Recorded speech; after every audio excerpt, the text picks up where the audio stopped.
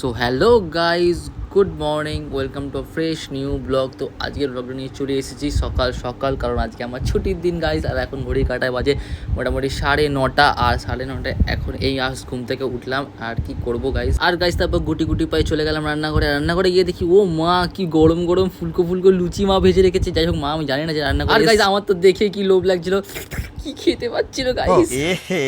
रहा नहीं जाता।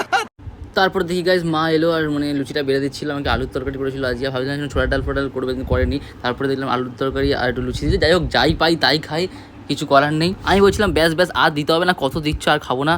তারপর গাইজ ফটাফট একটুখানি করে ছিললাম আর একটু আলু নিলাম, আর সঙ্গে সঙ্গে সে মুখে পুড়ে দিলাম। কি সুন্দর লাগছে, অমৃত গাইজ, অমৃত। অনেকদিন পর খাচ্ছি, দারুণ। তারপর গাইজ খাওয়া দাওয়া পুরো কমপ্লিট করে পেট পুরো ভর্তি করে একদম, তখন ঘড়ি কাটা বাজে 10টা। আর এখন যাব হচ্ছে দোকানে, কারণ হচ্ছে কালকে আমি প্যান্থারে কালকে দোকানে দিয়ে এসেছিলাম, দিয়ে আসিনি, দিয়ে আসতে যাবো। টাকা পয়সা সব কিছু ক্লিয়ার করে দিয়েছিলাম, কারণ সার্ভিসিংয়ে দিতে হবে গাড়িটাকে। অনেকদিন ধরে ভাবছিলাম, কারণ আজকে আমার ছুটির দিন। তো ভাবছিলাম যে সকাল সকাল গিয়ে ফার্স্ট আওয়ারে গিয়ে প্যান্থারকে দিয়ে আসবো, কারণ আজকে আমার ছুটি। তাই তারপরে আমি প্যান্থারের পর্দা সরিয়ে ফেললাম।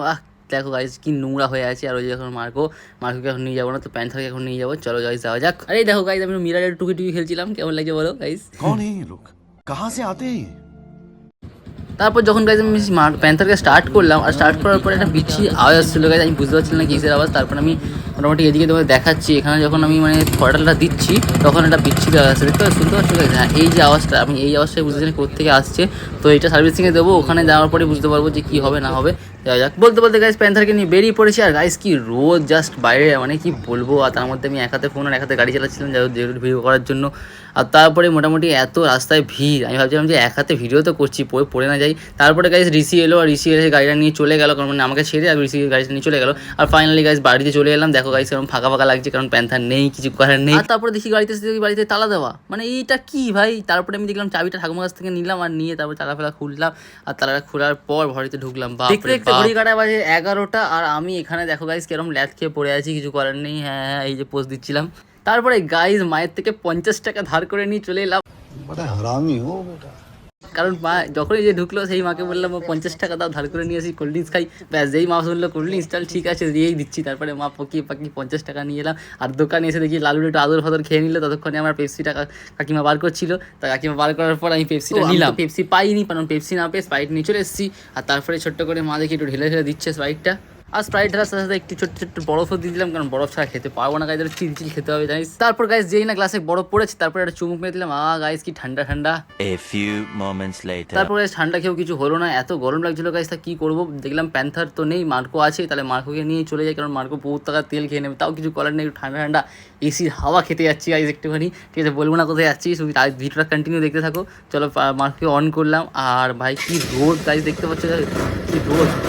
আর এত রোদ পেরিয়ে মার্কোকে নিয়ে চলে এলাম, আর পার্কিংয়ে মার্কোকে রেখে দিয়ে চলো এবার যাওয়া যাক। আর গাইজ প্রাইভেটে প্রচণ্ড রোদ ছিল, যেটা আমি বলছিলাম তোমাকে, ঠিক আছে, মুখ চোখের অবস্থা খুব খারাপ। আর তারপরে গাইজ চলে গেলাম ফাইনালি শপিং মলে। আর এসে দেখি ভাই মহিলা সেকশন আমি কি করছি, যাবো তো ওপরে।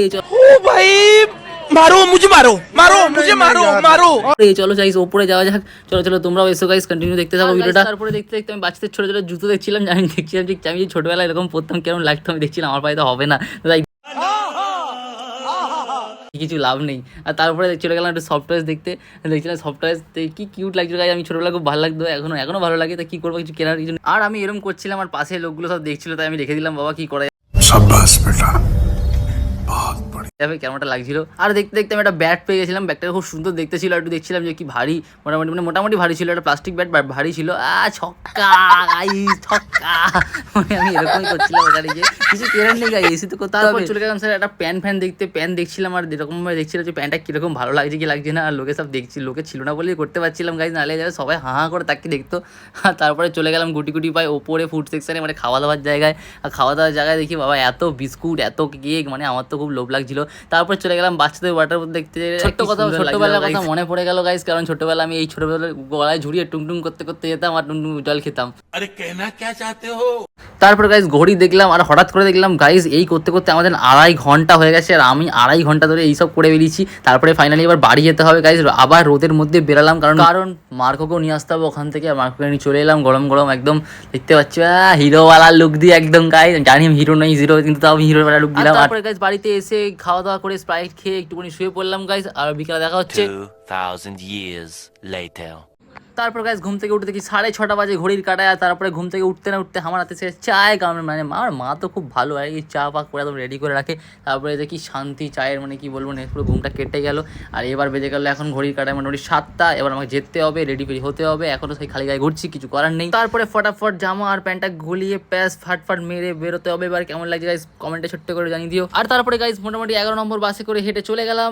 এবার কি করবো গাইস, কেন হেঁটে যাচ্ছি, কারণ হচ্ছে আমার বন্ধুরা টোটো করে নিয়ে এসেছিল, আমি টোটো নিয়ে চলে গেছিলাম, মানে আমি চালাচ্ছিলাম, আমি বসে বসে ভিডিও করছিলাম। আর ফাইনালি গাইস আমি হেলমেটের দোকানে চলে এসেছি, কারণ বন্ধুর একটা হেলমেট খুব দরকার। এখানে 3টে কালেকশনের বন্ধুর খুব ভালো লেগেছিল হেলমেট। লাস্টে ফাইনাল এই হেলমেটটা বন্ধু আমার ভালো লেগেছে, কারণ এই বন্ধুটা মোটামুটি চকচকে গ্লেজ, মানে সবাই দূর থেকে দেখবে আর কি, সেটাই ও চাই। তারপরে দাদা কি করলো, প্যাক করে দিয়ে দিল হেলমেটটা। চলো মোটামুটি অনেক কিছু বার্গেনিং করলো, ঠিক আছে। তারপরে আমার মোটামুটি 2 পায়ের ফাঁচখানে নিয়ে নিলাম হেলমেটটা গাইস, হেলমেটটা কিছু বলার নেই গাইস।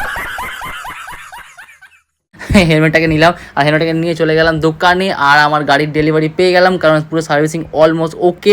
আর গাড়ি পুরো চকচক করছে। তারপরে ছোট্ট করে গাড়িটা নিয়ে একটুখানি রাউন্ড মেরে মুড়ে, কারণ জানোই গাইজ নতুন গাড়ি পেয়েছি, মানে নতুন মানে কি চকচকে গাড়ি পেয়েছি, আর নিয়ে চলে এলাম। আর গাড়ির আওয়াজটা এখনও গাইজ হচ্ছে, কিছু করার নেই, ওটা আমি কালকে দোকানে দেখাবো, দোকানে ওটা ঠিকমতো করতে পারবে। ফাইনালি গাইজ বাড়ি চলে এলাম, বাড়ি চলে এসে ভাই এত টায়ার্ড গাইজ দেখতে পাচ্ছ ভাই, এইবার পুরো ফুলফিল হয়ে গেছে। মার্কও আছে, প্যান্থারও আছে, অসাম লুক লাগছে গাইজ। তো কেমন লাগলো ভিডিওটা গাইজ তোমরা ভালো করে কমেন্ট করে জানিয়ে দেবে। আর গাইজ সাবস্ক্রাইব করে দিও, যারা সাবস্ক্রাইব তাদের thank you so much guys. আর tata bye bye good night, আর লাইক করতে ভুলবেন না গাইজ, টাটা।